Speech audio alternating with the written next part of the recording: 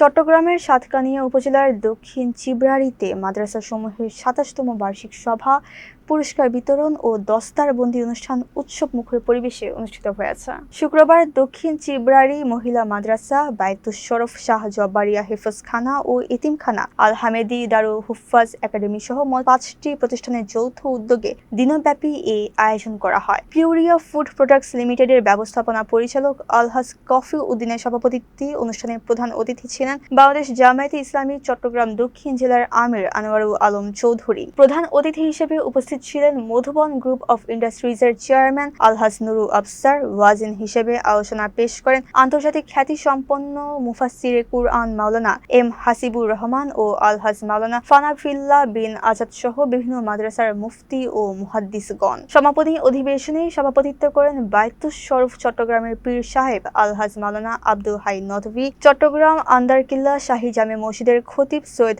আনোয়ার হোসেন তাহের জাবিরির দোয়া ও মোনাজাতের মধ্য দিয়ে অনুষ্ঠানের সমাপ্তি ঘোষণা করা হয়।